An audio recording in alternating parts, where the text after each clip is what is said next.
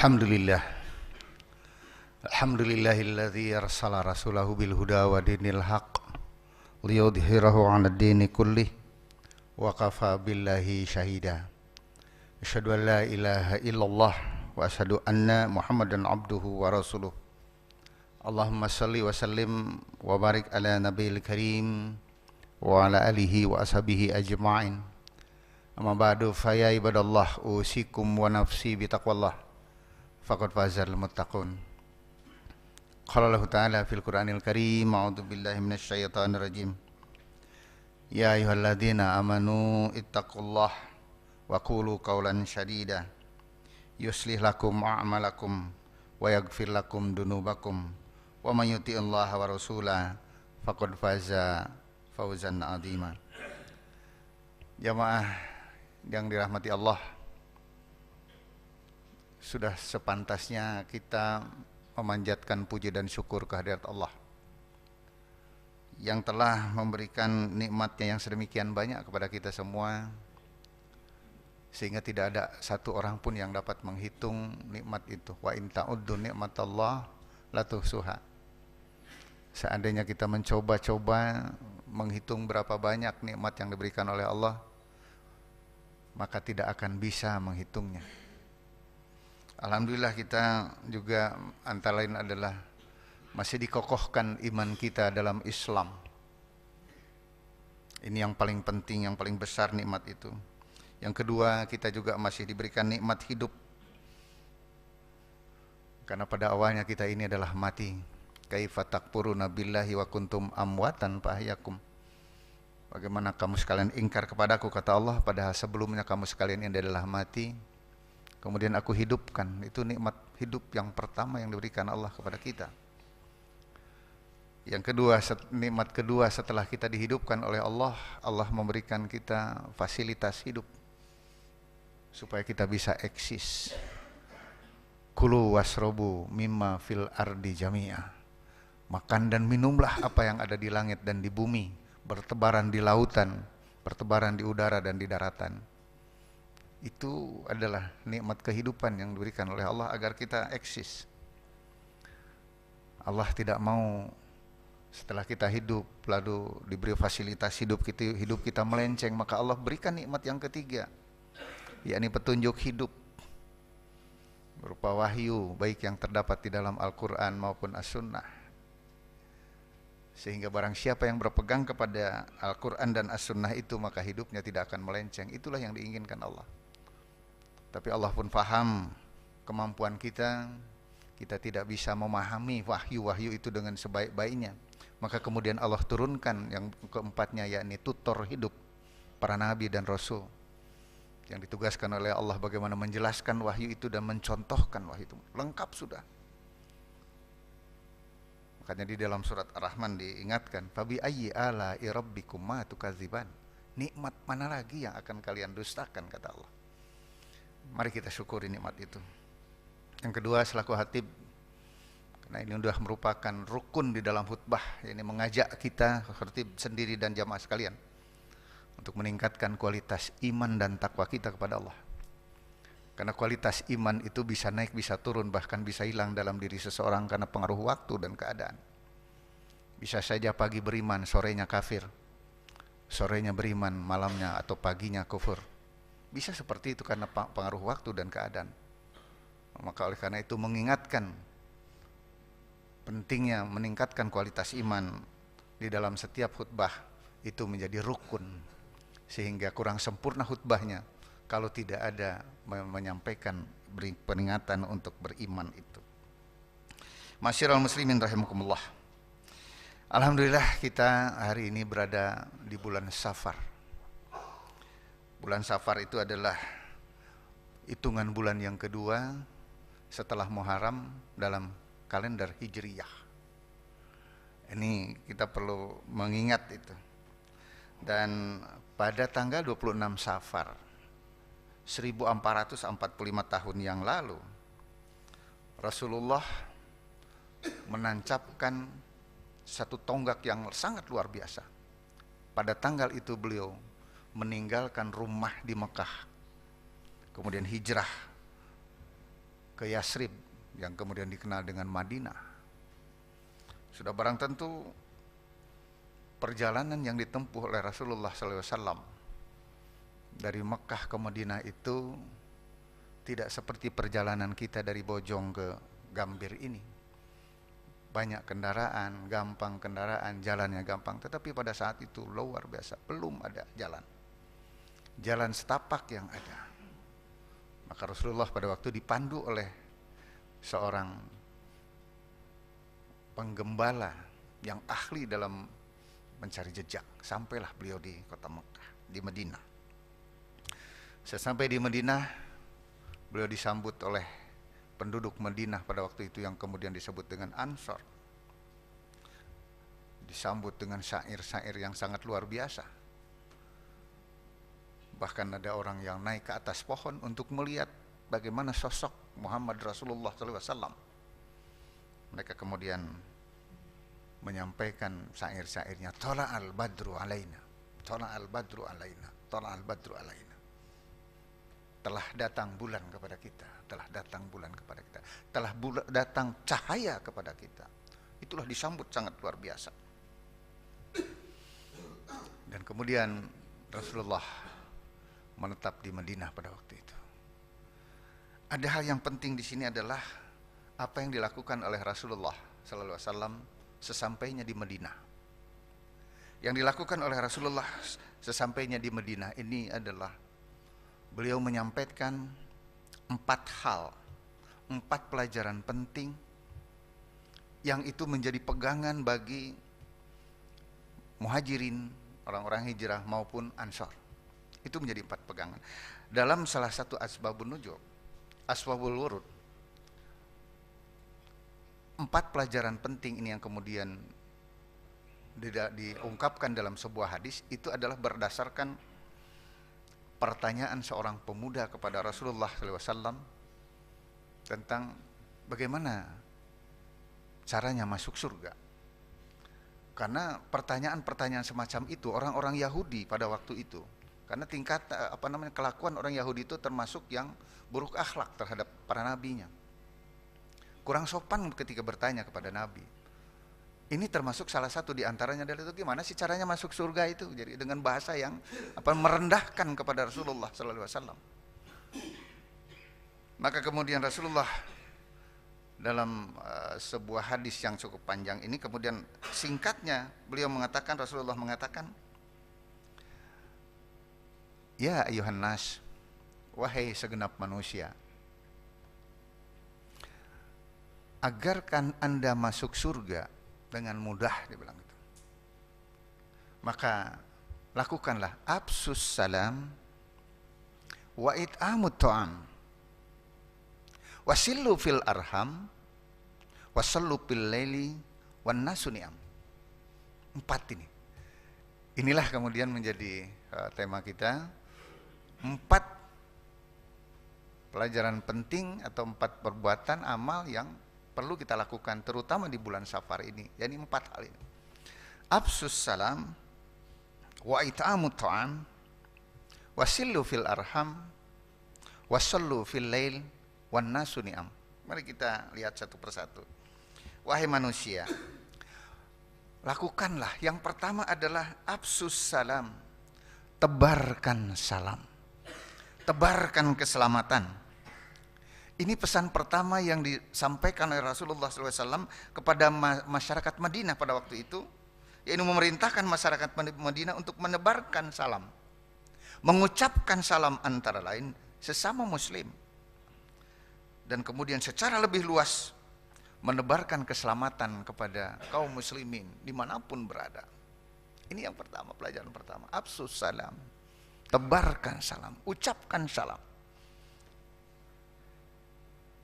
Dan ucapan salam itu adalah doa. Kita mendoakan assalamualaikum. Orang yang diberikan ucapan salam hukumnya wajib menjawab ucapan salam itu. Sedangkan yang mengucapkan salamnya adalah sunnah. Tetapi menjawab salam adalah wajib. Maka ketika diucapkan salam assalamualaikum, maka wajib dijawab cara menjawabnya bisa disesuaikan apa yang diucapkan oleh si pengucap tadi, assalamualaikum, atau juga bisa dijawab dengan waalaikumsalam. Ini wajib kita. Menjawab salam adalah wajib. Kapanpun waktunya, dimanapun kita berada, maka seorang muslim harus menyebarkan salam. Ini salah satu cara, salah satu ciri. Salah satu ciri itu. Cukup mengucapkan assalamualaikum warahmatullahi wabarakatuh. Itu doa. Kesalam sejahtera atau keselamatan dan keberkahan untuk Anda semua. Itu artinya didoakan, itu mendoakan. Maka ketika kita didoakan seperti itu, maka wajib hukumnya kita menjawab waalaikumsalam warahmatullahi wabarakatuh lengkap. Fahayyu bi ahsanu minha. Maka balaslah ucapan salam itu dengan ucapan yang lebih baik. Itu pelajaran pertama yang diberikan oleh Rasulullah SAW kepada masyarakat Madinah pada waktu itu. Kenapa? Karena sejak awal Islam itu adalah perdamaian. Mendamaikan, Rasulullah mendamaikan antara muhajirin dan ansor. Karena Islam sesuai dengan namanya adalah kedamaian. Sejak dakwah Islam pertama setelah Rasulullah menerima wahyu hingga wafat beliau, tak ada satu orang pun yang dipaksa untuk masuk agama Islam, nggak ada. Nggak ada. Karena apa? Islam itu adalah kedamaian. Nggak ada. Kenapa? Karena sudah jelas. La ikraha fid din, begitu kata Allah. Kenapa tidak ada paksaan untuk masuk agama Islam? Kenapa? Qad tabayyana rusdu minal ghai, karena sudah jelas mana petunjuk, mana bukan petunjuk. Islam mengajarkan seperti itu. Islam mengajarkan seperti itu. Tetapi ketika kita sudah masuk dalam ajaran dalam agama Islam, maka udkhulu fisilmi kafah. Masuklah ke dalam itu secara sepenuhnya, jangan separuh-separuh. Secara separuh-separuh. Jangan. Dan ukuran itu ya, itu bisa kita lihat pada waktu sholat subuh. Pada waktu sholat subuh itu bisa kita lihat keimanan kita dan sebagainya bisa kita lihat itu. Al-Fakir sering melakukan perjalanan ke sejumlah tempat mulai dari Aceh sampai dengan Merauke, melihat bagaimana para dai dewan dakwah yang ada di lapangan itu. Ketemu di sana masjid-masjid yang terpencil dan segala macam. Menurut ukuran kita, ini siapa orang yang datang kemari? Yang sholat berjamaah di tempat ini. Ternyata setiap waktu sholat itu masjid itu ramai. Orang-orang datang ke situ dan pakai kendaraan segala macam. Dari tempat-tempat yang jauh. Dan terutama adalah pada waktu sholat subuh. Sholat subuh adalah ukuran kita. Keimanan kita itu diuji pada waktu sholat subuh. Berjamaah gak kita sholat subuh di masjid dekat rumah kita? Itu ukuran. Kenapa? Sholat duhur di kantor, tidak di masjid dekat rumah. Oke.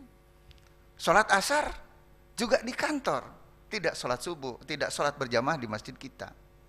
Sholat maghrib, oh mungkin di perjalanan karena mengejar waktu. Sholat isya, tidak juga di masjid karena kecapean sholatnya. Tapi sholat subuh, apa alasannya? Kita tidak sholat subuh berjamaah di masjid. Makanya rezeki kita seret.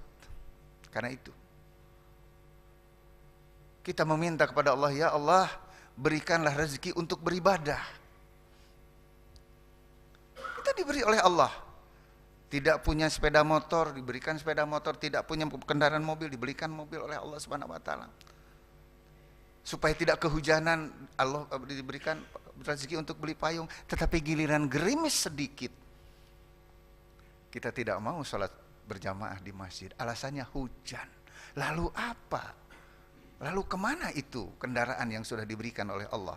Payung yang sudah diberikan oleh Allah. Yang alasannya ketika meminta adalah untuk beribadah. Nah ini dia. Jadi Rasulullah mengajarkan seperti itu. Inilah afsus salam. Tebarkan keselamatan. Dan di situ kita bisa menguji bagaimana keimanan kita. Oleh karena itu, masyarakat muslimin yang rahimakumullah. Jadi yang pertama pesan Rasulullah adalah afsus salam. Yuk kita biasakan ketika kita bertemu, dengan siapapun orang sesama muslim kita tebarkan salam itu. Dan ketika kita mendengarkan salam, kita wajib hukumnya membalas salam itu. Nah, masyarakat muslimin rahimakumullah, yang kedua adalah bagaimana Rasulullah mengajarkan setelah afsus salam, kedua adalah wa it'amut ta'am. It'amut ta'am artinya adalah memberi makan. Di sini diajarkan oleh Rasulullah supaya umat Islam ini suka saling memberi terhadap yang dibutuhkan. Membantu orang yang membutuhkan sangat diperlukan. Dan itu juga sebagai bukti daripada ketakwaan kita. Surat Al-Baqarah ayat 177 menyebutkan.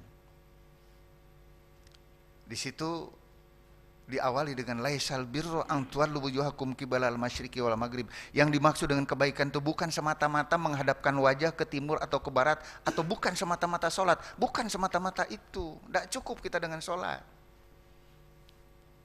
Kita sudah rajin sholat, saya udah Islam baik lah. Ya, dari sisi segi itu. Tetapi kemudian di surat Al-Baqarah itu diteruskan. Setelah kita melaksanakan menghadap ke timur dan ke barat tadi, bukan sekedar itu, tapi kemudian beriman kepada Allah, tu'minuna billah, beriman kepada Allah. Segala sesuatu didasari atas iman dan percaya kepada Allah Subhanahu wa taala. Ketika didasari dengan iman kepada Allah Subhanahu wa taala, maka sudah barang tentu akan terpancar di dalam jiwa kita satu akidah yang kuat, bahwa kita akan muncul juga di situ bahwa kita selalu diawasi oleh Allah Subhanahu wa taala. Yang ketiga di dalam surat Al-Baqarah, atal mala ala hubbih, mengeluarkan harta yang dicintai. Artinya membantu orang. Itu wajib itu. Kita mencari uang, pergi pagi pulang petang, mencari uang, mengumpulkan uang dengan berbagai cara. Setelah uang itu kita dapatkan, Allah menyuruh kita, atal mala ala hubbih, keluarkan harta itu.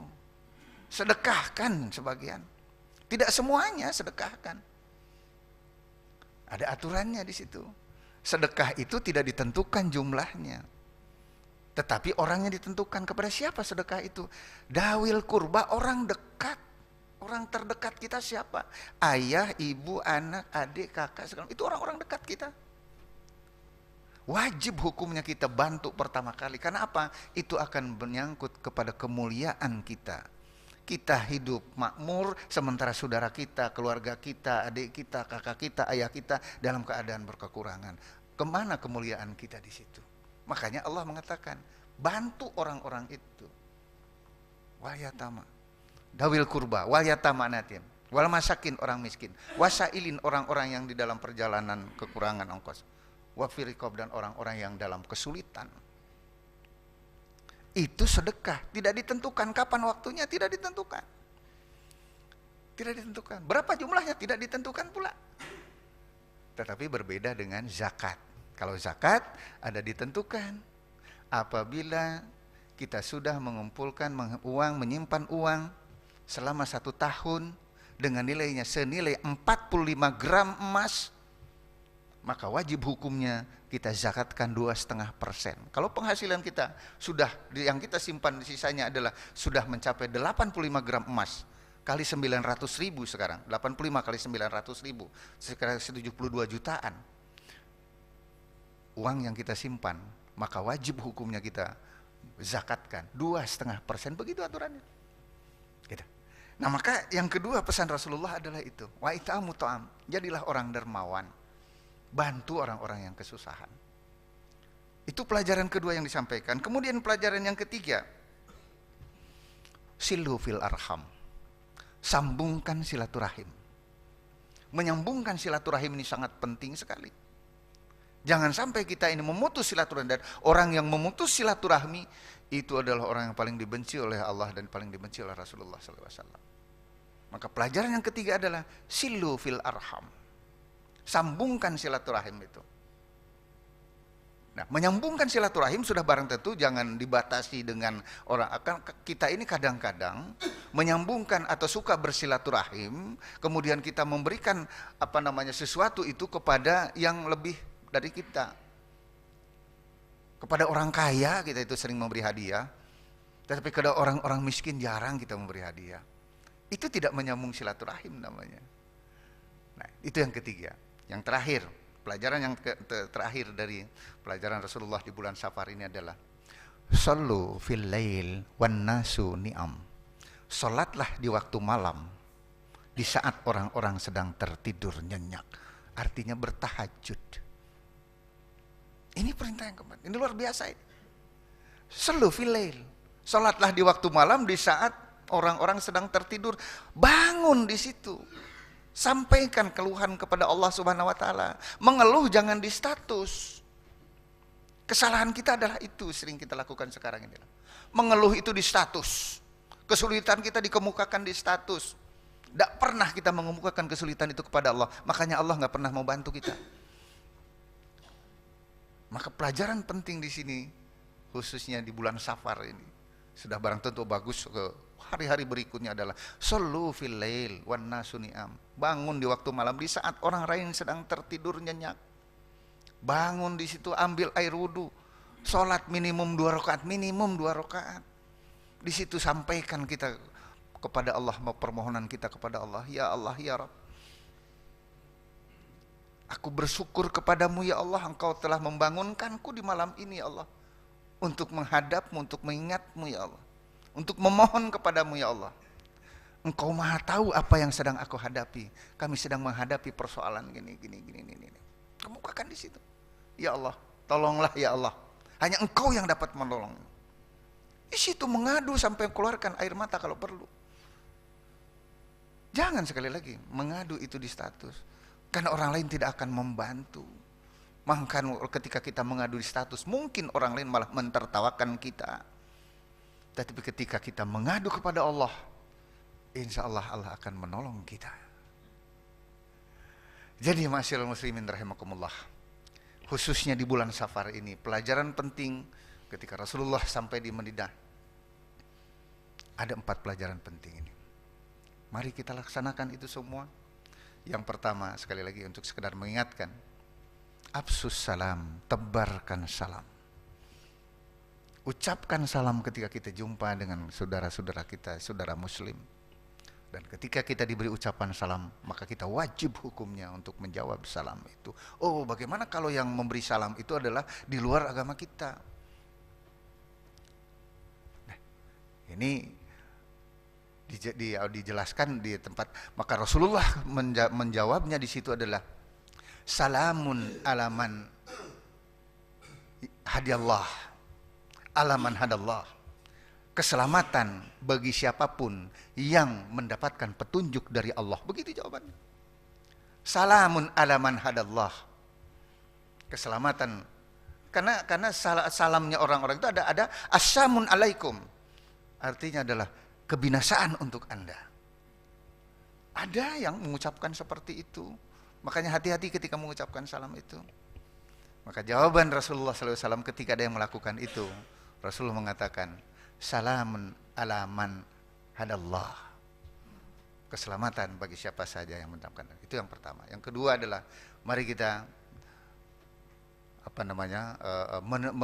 membantu orang-orang yang membutuhkan. It'amu ta'am. Kemudian yang ketiga adalah silu fil arham, sambungkan silaturahim. Dan yang keempat adalah sallu fil lail wan nasu ni'am, salatlah di waktu malam di saat orang-orang lain tidak sedang tertidur nyenyak. Di situ kesempatan kita untuk menyampaikan permohonan kepada Allah Subhanahu wa taala. Mudah-mudahan kita dapat melaksanakan pesan Rasulullah sallallahu alaihi wasallam sehingga kita akan selalu mendapatkan pertolongan dari Allah Subhanahu wa taala. Barakallahu lakum fil Qur'anil Karim wa nafa'ani wa iyyakum bima fihi minal ayati wa dzikril hakim wa taqabbala minni wa minkum tilawatahu innahu huwas samiul alim.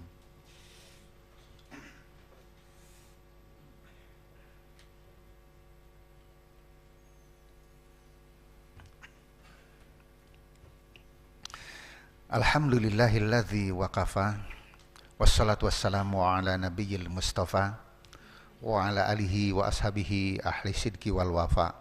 Asyhadu an la ilaha illallah wa asyhadu anna Muhammadan abduhu wa rasuluh. Allahumma shalli wa sallim wa barik ala nabiyil karim wa ala alihi wa ashabihi ajmain.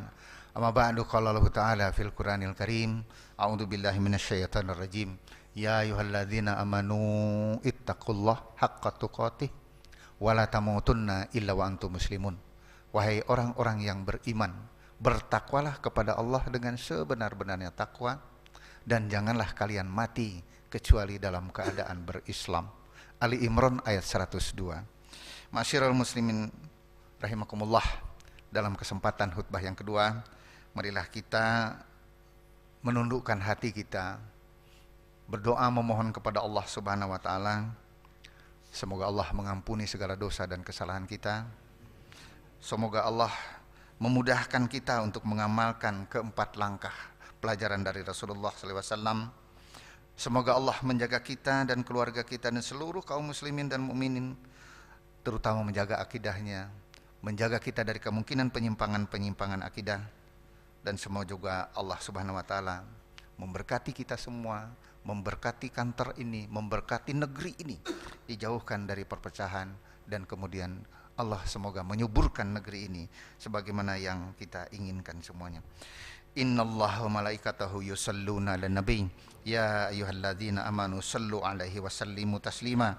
Allahumma ighfir lil muslimina wal muslimat wal mu'minina wal mu'minat al ahya'i minhum wal amwat innaka sami'un qaribun mujibud da'wat ya qadiyal hajat. Rabbana ighfir lana wa li ikhwanil ladzina sabaquna bil iman wa la taj'al fi qulubina ghillan lil ladzina amanu rabbana innaka ra'ufur rahim. Rabbana la tuzigh qulubana ba'da idh hadaitana wa hab lana min ladunka rahmah innaka antal wahhab. Rabbana hab lana min azwajina wa dhurriyyatina qurrata a'yun waj'alna lil muttaqina imama. Rabbana atina fid dunya hasanah wa fil akhirati hasanah wa qina adzabannar. Subhana rabbika rabbil izzati amma yasifun wa salamun alal mursalin walhamdulillahi rabbil alamin. Ibadallah, innallaha ya'muru bil adli wa ihsan wa ita'i dzil qurba wa yanha 'anil fahsya'i wal munkari wal baghi ya'idukum la'allakum tadhakkarun. Aqimis shalah. Allahu akbar, Allah